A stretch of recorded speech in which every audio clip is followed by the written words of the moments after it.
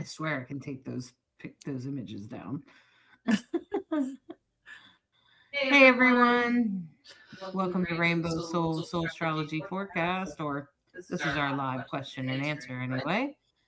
anyway. And And sorry sorry we we couldn't couldn't be be here here on on Mondays. Mondays. So this week we scheduled it for Tuesday, but we tried to let you know way ahead of time. And how it works is we hope that you ask questions maybe about the current astrology or your chart specifically. It's helpful if you know your big three, but at the very least, you have to give us your birthday, date, time, and place. Yeah. And let us know what those are because we can't exactly give you an astrology reading if you haven't given us any information. So, um, Uranus goes direct this week. Sort of the big aha you. That's pretty much like the what I want to call it, the headline. And our life path is going to become clear. Things are going to become um more I would just say like more sort of things will slowly start to say, "Oh, okay, this is the way we're going." Like maybe you didn't know where you were going before, but now things are going to start unfolding for you. You'll start seeing, and it will depend on if you have anything in Taurus. If you have things in Taurus, it will be more impactful than if you don't, or anything in Scorpio. So if you have placements in Taurus or Scorpio, uh, those will certainly play a bigger part because Uranus is in, especially in the later degrees, Uranus is actually in the late degree Taurus. And so I know that we've felt it, Bright Hawk. Yesterday there was a void moon. I felt like definitely yesterday afternoon and all evening was like this. It's just like blank energy. It was almost as if my time was just happening without really happening. But there were definitely some things that needed to happen that we needed to catch up with, and we got them done. So I think that that was also a big part of it. Of course, there are still lots of planets in Aquarius. So if you have Aquarius placements, you're probably also noticing that early this week. Later, there is a main sort of broadcast. If you look in the description of this, and I'll put it in the comments too. We have our reels up for all of the horoscopes this week. And we already have up our Substack. If you happen to watch the Substack, you can get our Substack newsletter. And of course, we also post to YouTube and Facebook. And you can see our posts every week there um, to all of those places. So hopefully you've subscribed or whatever so you can keep track of what's going on. So if you have any questions about how this might be affecting you, just let us know and we'll do our best to answer the question. It's helpful if we know your big three. Just your sun sign's not really enough information.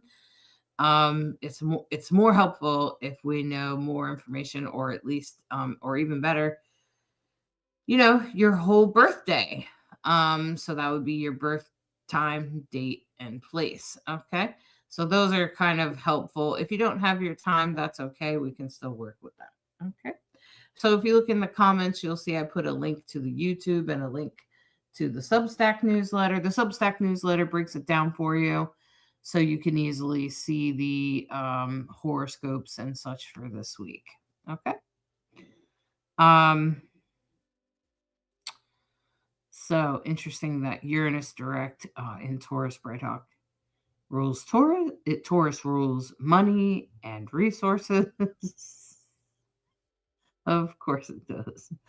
Um, it also rules stability and security, and And sometimes there could be some, and with Uranus it could be like sort of gentle surprise. It doesn't have to be like a jarring hard surprise. It could be sort of, oh, surprise, look at this. I mean, I'm pretty surprised, Bright Hawk, that we're going to live on the edge of Vermont. That's a pretty beautiful area, don't you think? Yeah. I didn't see it coming. So many signs in the process. Wow. Yeah, it's quite the day. So many things. Well, the other thing I would say is we're happy to read your chart, but do stick around if you plan to have us read it so we can ask questions and find out what you really want to know. So if people just put can I have a reading, but don't give us any information, we can't really do anything for you. So sorry about that. But we would love to answer any questions you might have, because we find that astrology is a very personal thing. But one of the things that is happening right now, and the configurations we've all astrologers, anybody who's listening to astrology, what we're all paying attention to is the big outer planets are having alignments that are very impactful for the world. The world. It's called a world point, 0 Aries. It's where the astrological calendar begins. And of course, Neptune is now at 0 Aries, and Saturn will be shortly. Pretty soon, Saturn will start picking up and pass Neptune. Right now, Neptune is sitting at that 0 point. And when Saturn joins it, we'll find out. Yeah, I think Rick Levine was saying that there will be a perfect alignment, but not on the day that it comes in there. It will be a few days later. I think it's actually like the 12th or something, somewhere around Valentine's Day. And then plus then also or right after Valentine's Day, it might have been the 17th, I think it is. And then the other thing about that is that there's also an eclipse in Aquarius. Um uh oh, Samantha said I have to rewatch last week because last Monday was a mess. Oh no. I know Neptune entered Aries, but it was a lot of displacement. I wonder, Samantha, if that had more to do with like Aquarius or something, or maybe it was actually that Neptune left Pisces, right? Because if it entered Aries, it left Pisces, and if you have a lot of placements in Pisces, it would sort of like have a little bit of a ripple effect back on anything that's in the sign it leaves. Okay, and that pretty much applies to any planet, but particularly the big planets. The big planets tend to leave a little bit of like a throwback or a splashback. Okay. Um okay, so Kiki Law is asking about her niece. So Bright Hawk, I can try to bring that up. The other thing, Bright Hawk, that we had talked about was how Uranus rules Aquarius, and all those planets are in Aquarius. Maybe you could talk to that for a second while I look at Kiki Law's niece.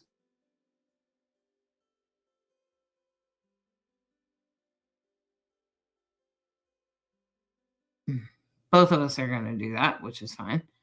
But yeah, so Uranus literally rules Aquarius, and currently there are most of the personal planets are in there right now, and so then that what that leads to is that all the planets in there right now sort of speak to that. Okay. um Kiki Law, where in Pennsylvania? I'm going to put Philadelphia.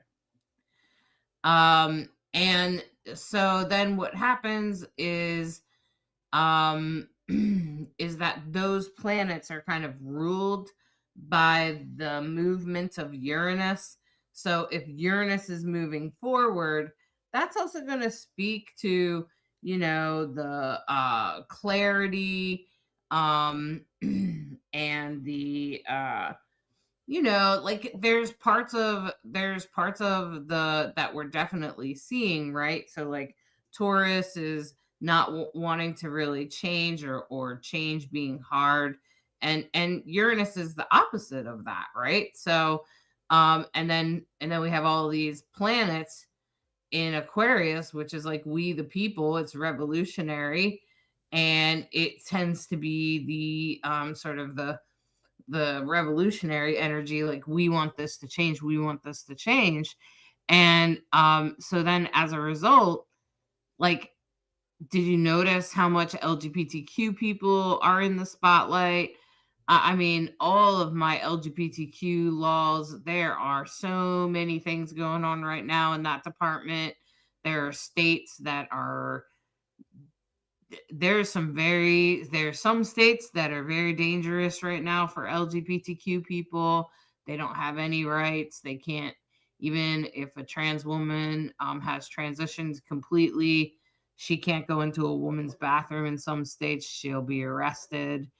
There's some pretty intense unfortunate laws that are being passed, while in other places we're doing everything. I think Colorado, New York, Massachusetts have all done some more protections for LGBTQ people. So that's very interesting, in my opinion.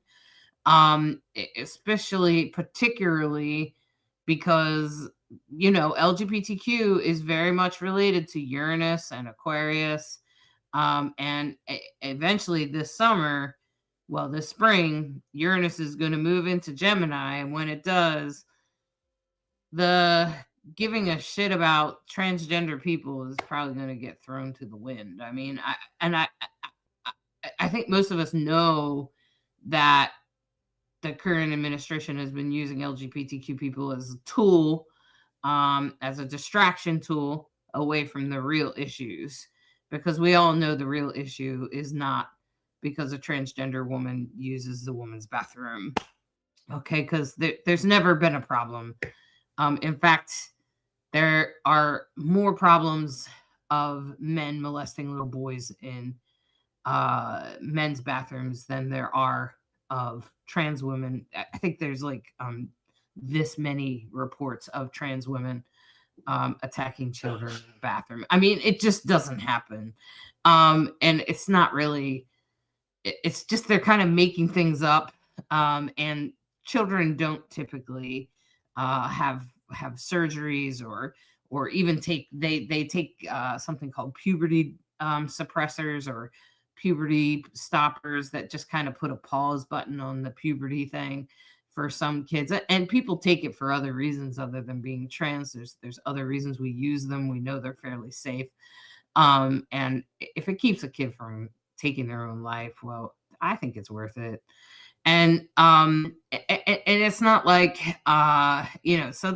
so some of the gender affirming care that they're talking about is also other things, such as like using the right pronoun for the kid. I mean, there's some really simple things that are kind of made up and used as tools for the LGBTQ people, to just kind of use it as a tool that scares people. And if you're uneducated about it, or unfamiliar with the community, it would be real easy for you to fall for the illusion of that. And now we have this whole Epstein file BS that's coming up, and most of us know that, of course, the president of the United States is definitely part of that child molestation. I think it's interesting that they want to point the finger at transgender people all the while they're the child molesters. So it's an interesting a lot of times that's in narcissism. If you're familiar with the disease, that's exactly what they do. In narcissism, narcissists will project stuff onto you, onto others. That's actually something they're doing. So that's what we're kind of seeing right now, right? Like that's what we're seeing in the politics as far as Uranus going forward this week. We're starting to see some laws and people throw around the law, especially around LGBTQ rights in particular states. And then also, we're starting to see we, the people, come together. There will be major movements this month. There is a series of events this spring, like from now on, that's been happening since the beginning of the year. That will be quite intense. Okay. So, Bright Hawk, did you get a chance to look at Kiki Law's chart? Go for it.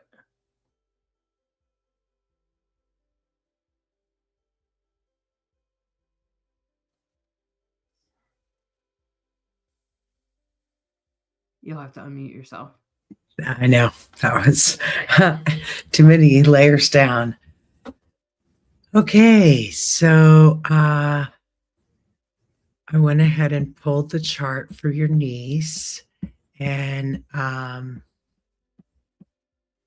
just look at her chart for just a second. June 14th, 2007, Waynesboro, Pennsylvania, 5 p.m. So first thing I notice is, oh, she's a Gemini sun, and it's almost conjunct the moon, which means she was born under a new moon, 19 degrees Gemini moon, 23 degrees Gemini sun. So 4 degrees, that's a pretty close conjunction. And the ruler of Gemini is Mercury, and it's just a few degrees over in Cancer at 11 degrees in the same house, a challenging house. The eighth house, it's called the House of Shadow, the house of uncomfortable things, sex, death, and taxes, other people's money. And it's opposite the second house.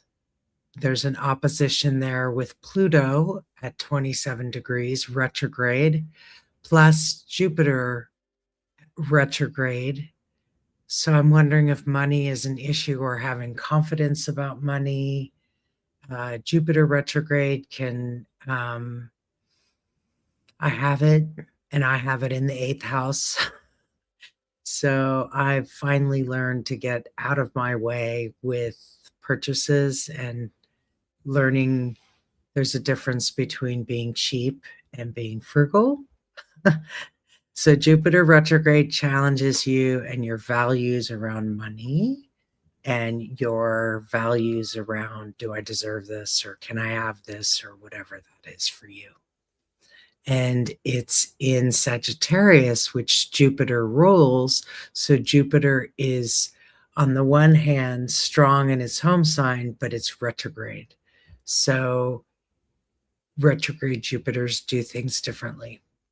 It's not the same as a Jupiter forward, which is very, very expansive and exciting. And, you know, the other thing I notice when I start to put the overlay on for, what's going on for right now is a nodal return. Your niece is node is at 10 degrees Virgo, her south node, and right now that's exactly where the moon and the south node is. So nodal returns speak a lot to our destiny, our fate, our identity. Are we on track with what we came here to do? Are we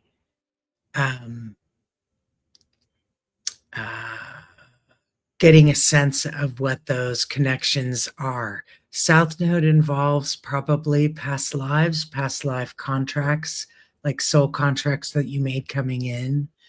So the other thing that I notice is that right now we keep talking about Saturn, Neptune, which are conjunct, and her Saturn and Neptune are in opposition natally.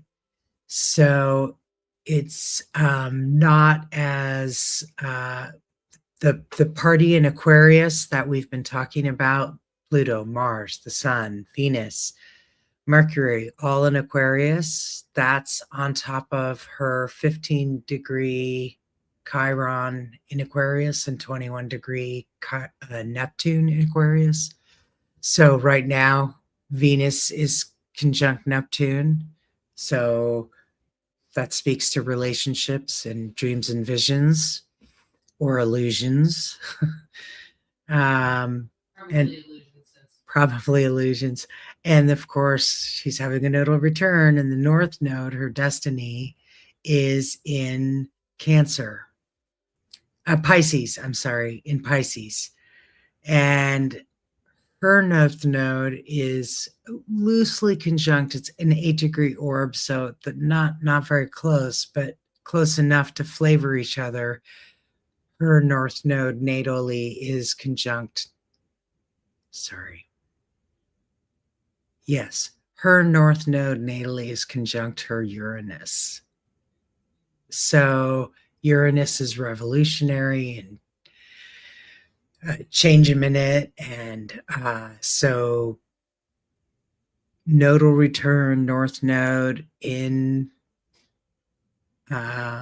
Pisces.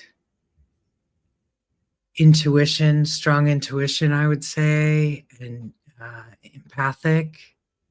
So let me know if any of this is hitting for you. The other thing that I'm noticing is that her natal Mars is very strong, so I wouldn't be surprised if she has quite a temper. Mars is in its home sign of Aries, and right now there's an opportunity to heal in that regard because Chiron is right on top of her Mars. So there's an opportunity to recognize maybe what happens when we get upset and kind of destruction that can be versus when I see Chiron and Mars, I think fight for a good cause. I think use your passion wisely. I think I have a friend who is a martial artist, black belt, and a ICU nurse. You know, she can kill you and save you, and she could decide. So when I see Chiron and Mars together, I wonder if that's in her chart too. Yeah. So tell us if that hits with anything, and go ahead, Hollis. You can definitely take it from here, and I'll put myself on mute. Okay, so Kiki Law, I'm going to share the screen so other people that are here to learn astrology can see what we're looking at. And so I wanted to share my Astro Gold software here with you. Okay, so while you're doing that, I'll answer Chelsea's question. Chelsea asked, what does that mean, other people's money in the 8th house mean?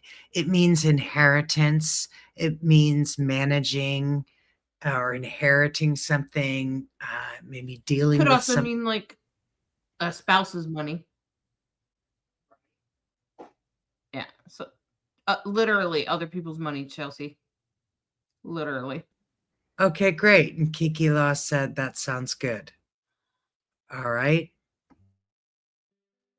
Okay, Kiki Law said she's kind of new to astrology. Well, here's the thing, Kiki Law. As you can see here, this is a very complicated chart because this is, for what I use to do professional readings. But this is what Bright Hawk was talking about here. You got the sun and the moon conjunct up here in the 8th house, which is, like we said, the house of other people's money or taboo topics. It can mean all of those things. It can be, maybe sometimes she's attracted to what would be considered kinky sex. Also, she might experience the death of certain people in her life. Maybe, She may also learn through death or transform through death. It doesn't mean that she would die. Of course, she will someday, but that's not what it usually means. It usually means that if you have some placements in here, it might mean that you change through death. You experience major, profound change through death. Sometimes it can also mean like taxes, or sometimes it can mean other taboo topics, other things that people don't want to talk about, including like mental health, um, and all sorts of things like that. And since it's Gemini, I wouldn't be surprised if she maybe even calls herself bipolar, something to that effect. And since the ruler is Mercury, we would look to, so the Gemini rules the eighth house here, and Mercury is also there. So I think sometimes it's probably hard for her to communicate her feelings exactly how they want to come out. And I think I agree with Bright Hawk with them being in opposition down here to this Jupiter and Pluto down in the second house, which are both retrograde. That speaks to um, having a hard time with money somehow. So wouldn't be surprised if she struggled with money somehow. I'd also say that she has some major planets in retrograde, but she does have Saturn at the top of the sky in Leo, but it's opposite Neptune in Aquarius, which is retrograde. So that's up here. That's at the top of the thing. It kind of looks like an H, right? Saturn speaks to our system, what we do, and in our everyday life, and where that placement is. It has to do with like her work and her job, and what she puts out in the world. So if she's struggling with career, I'm not really surprised. She'll probably struggle with career until Saturn gets there um, in some years. Around the age of 27 to 30, she'll probably discover what she really wants to do. In the meantime, I would recommend that she work on harvesting self-confidence and belief in herself, because the number one thing that will hold her back is her own self-belief, her own illusions or delusions about herself, frankly, that probably got handed down from parents, or other adults, probably parents, and other wounding, maybe bullying or something like that at school, or teachers shaming her, anything like that. They would make her feel like she's stupid or dumb or not capable somehow, or not enough. Um, so she would struggle with that. um, but she actually is enough. And the only way that she will be successful in life is to believe in herself. Now, while we might say that's true for most of us, it is. But particularly for her, it will be sort of her main theme, her main way. I can help her in other ways too, but that would be like a um uh you know so there's a lot of different I can go deeper in a chart reading. Maybe you can gift her one, Kiki. You can gift her a reading. You can get one at my website. You can even buy a gift for somebody at my website. Just click on gifts on the right hand side in the menu, and it's pretty easy process. Hey Brighthawk, there's a mod from Sydney, Australia. Maybe you could bring her chart up. And Kiki said, I want her to love and believe in herself more than anything. I'm sure you do, Kiki. I'm sure you do.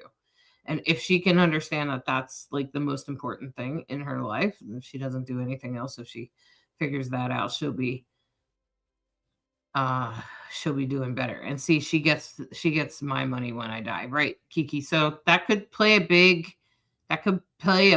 role in her life. Like it could mean a lot for her somehow. It might have some sort of major belief somehow. It could adjust. It could just like adjust the way she sees money or how she views money, and she might transform. You know, um, so it's just like that kind of thing. So it could transform how she experiences life. So it's all pretty important stuff.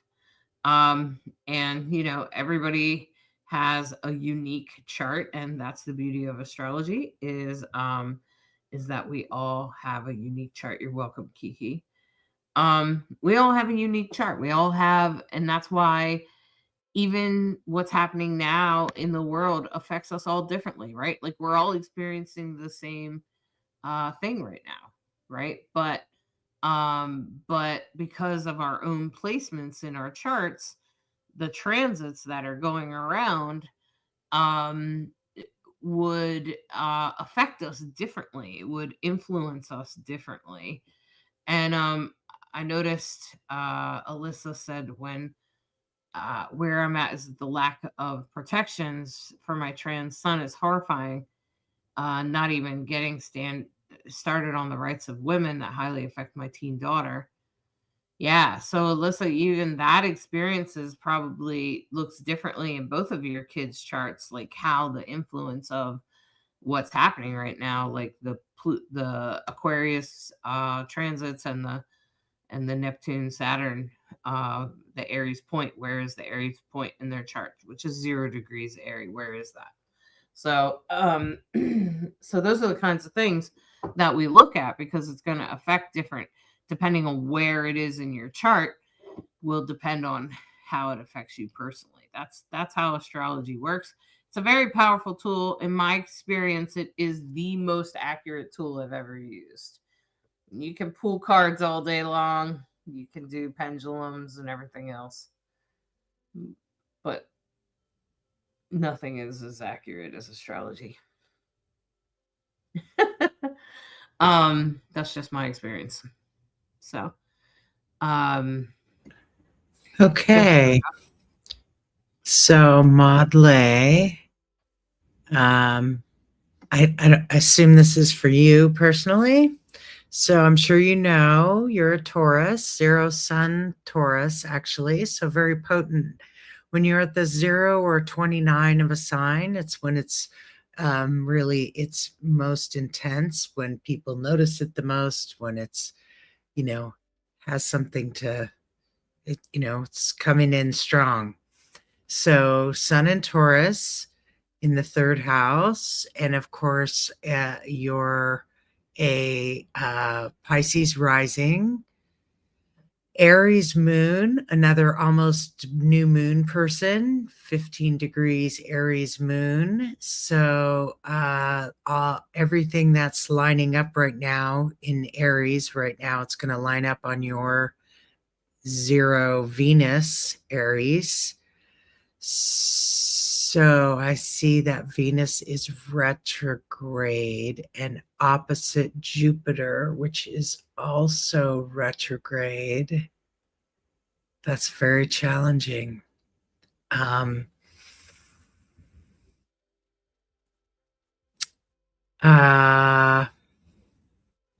Okay, so Saturn on the ascendant Saturn is actually in Aquarius, but the ascendant is Pisces. So Saturn in Aquarius is an air.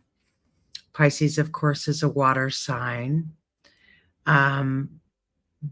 There's a lot of energy to this opposition of Jupiter retrograde in the 8th house. It's what we were talking about before, but it's in Libra. So again, really wanting Libra's, of course, always about fairness and balance and equality, and has a great sense of style. So retrograde in Libra in the 8th house. Again, that's Jupiter in the 8th house is 8th house is other people's money. So, and I have this placement. I have Jupiter retrograde in the 8th house. Exactly.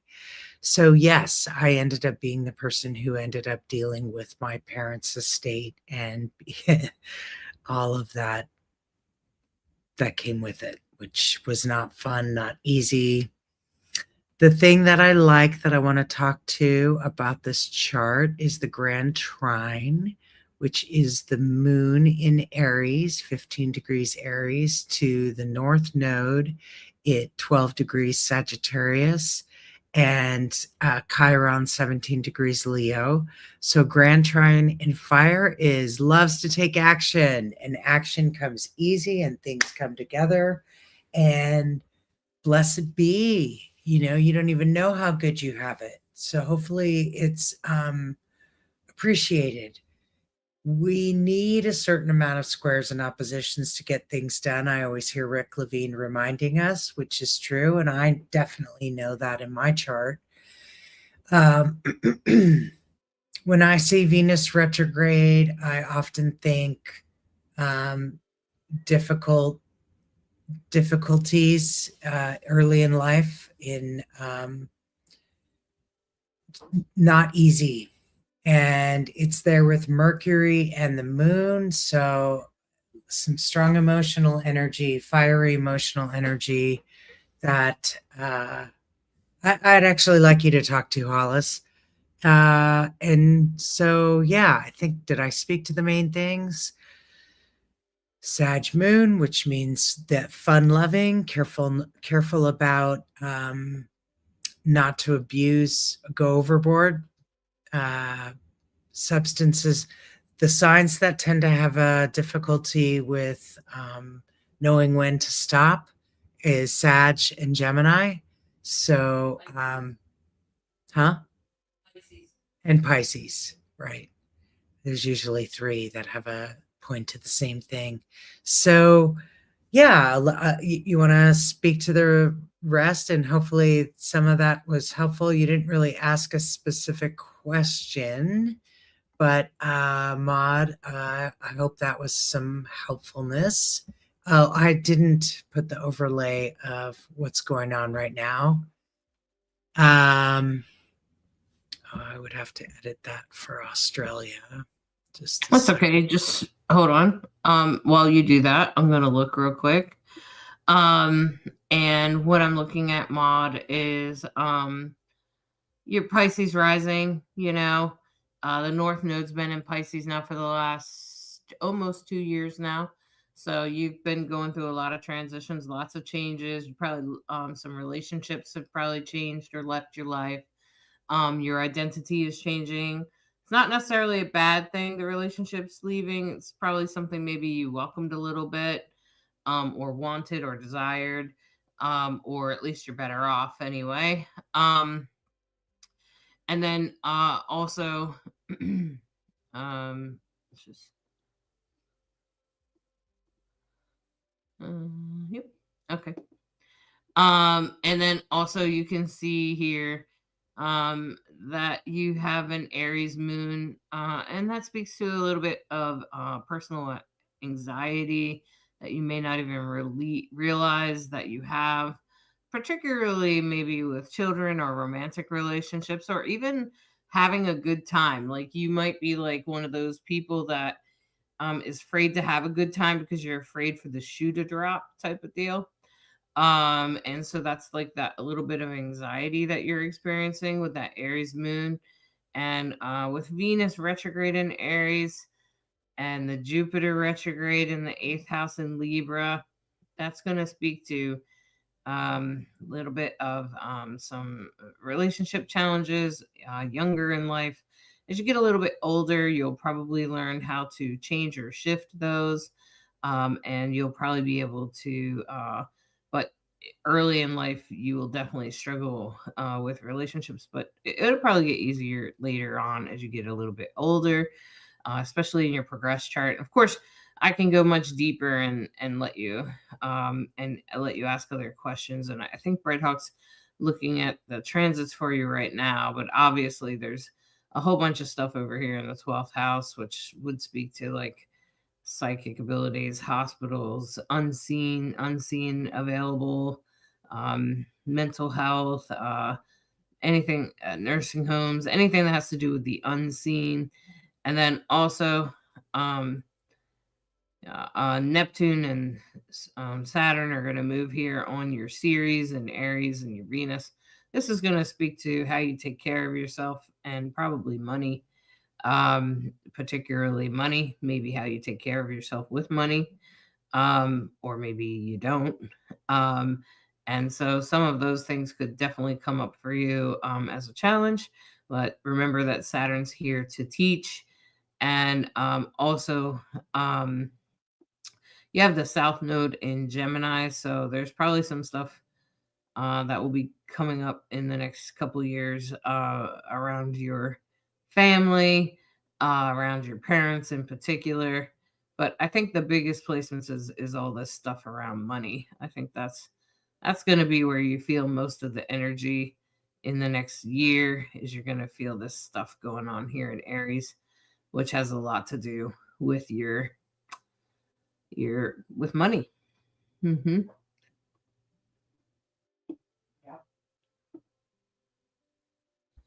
Yep, exactly. Okay, and so we can move on. Okay. Oh, hopefully that was helpful for you. Let's see. I also have Alyssa's son. Um, I'll just be honest. I tend to have a favoritism to transgender people because I can. Um,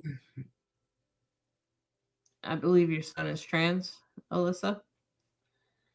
Um, which of course I always like to look at transgender people's charts.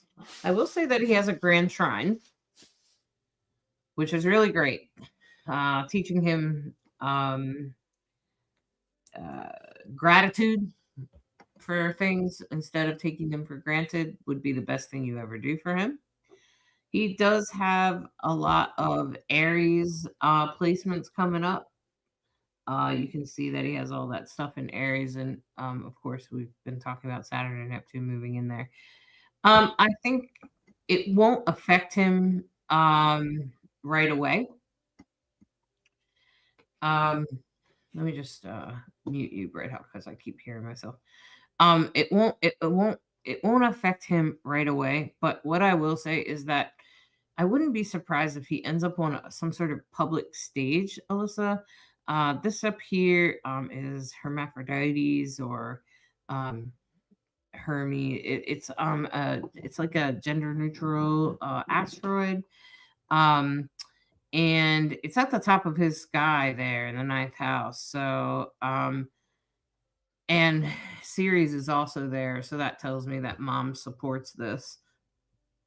It's in Gemini, which speaks to like talking, like public speaking.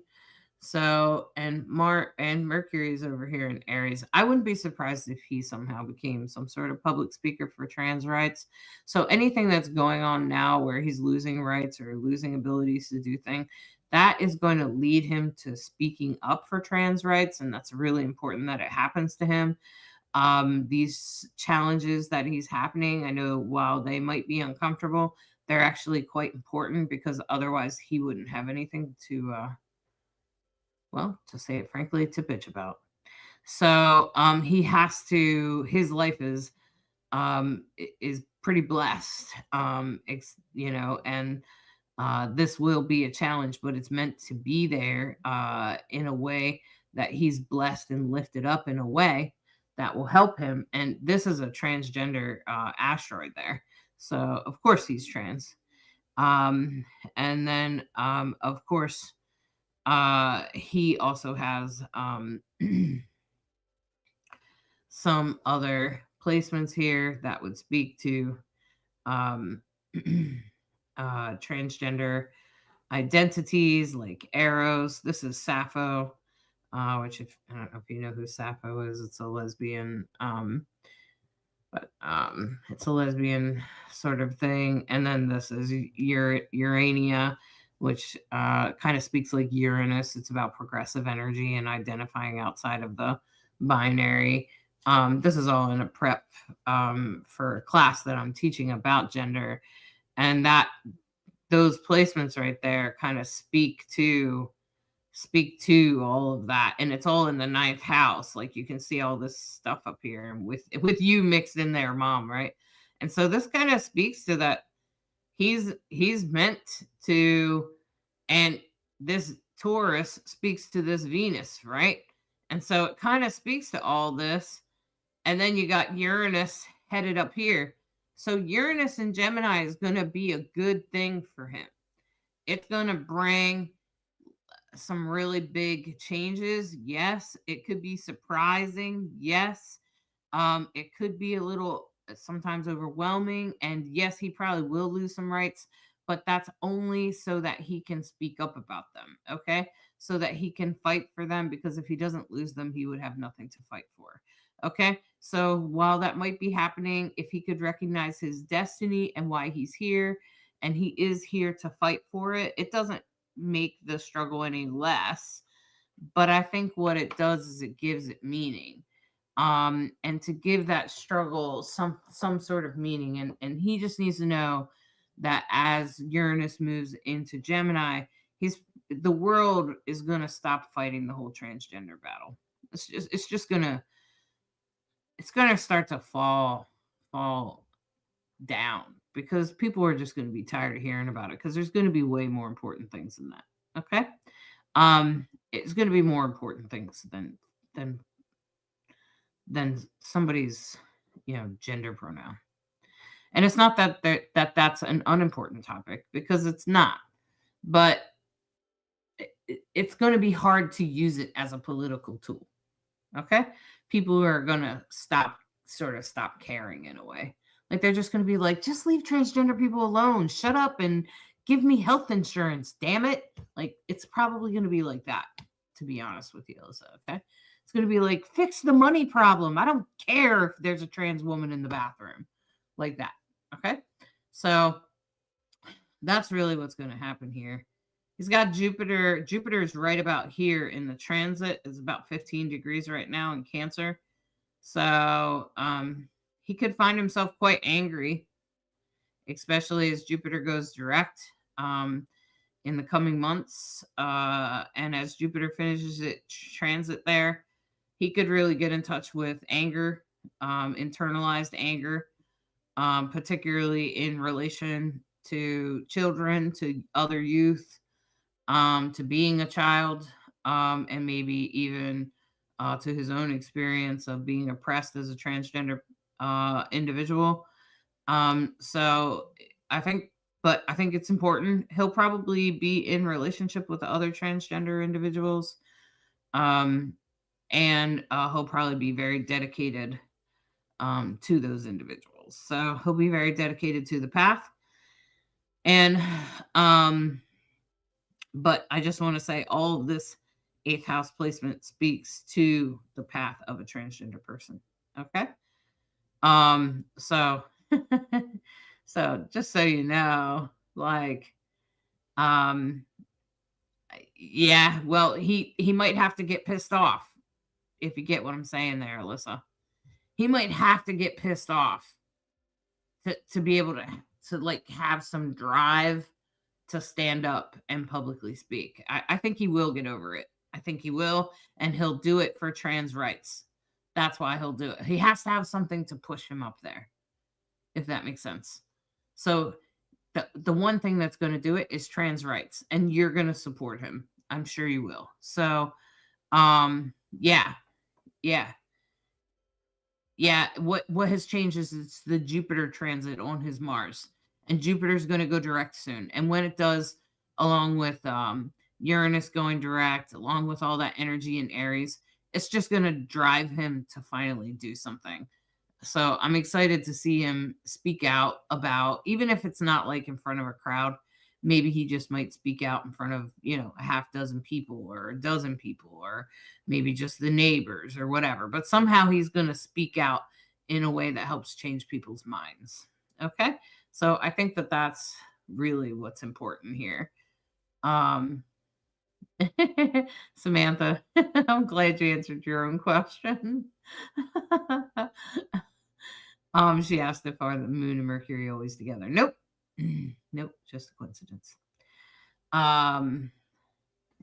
So what I would say there, great question, by the way. What you will notice is that Mercury and Venus will always be within one sign of the sun, if not in the same sun sign. because they travel very close to the sun, right? So you're never going to see it more than one sign away. But the moon could be in any sign, and it was just coincidence what you noticed. So good question, though. Yeah. Well, So gosh, the hour has kind of flown by. Thanks so much. I hope you've all enjoyed listening to Rainbow Soul Astrology. You can always get a reading with Hollis and or me. You can go to psychicinsights.com or is it .life?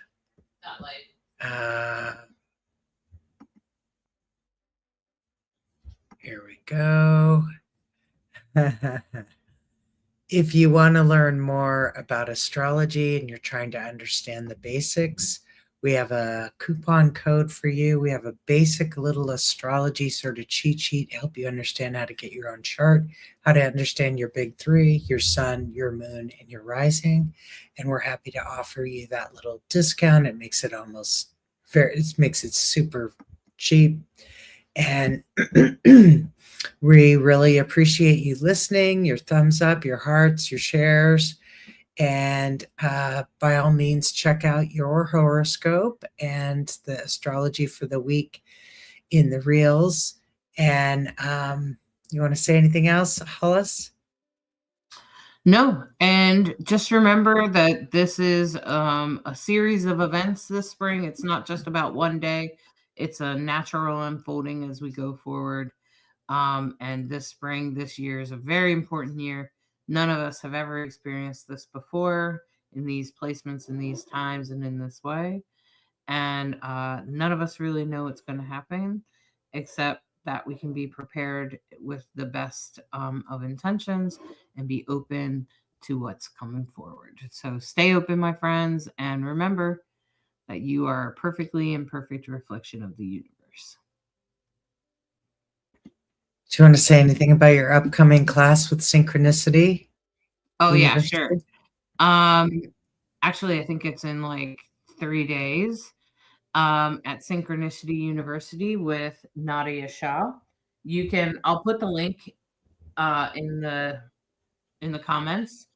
And the thing is that it's about gender. It's about being trans. It's about how that sort of can show up in your astrology chart, which is what I just did there.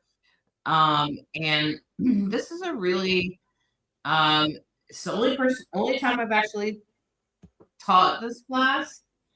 So it's a one of a kind class, and you can get it right here. And so I put the link in the description. It's only $35, and you get to come in and ask questions, and it will also be for sale after the event.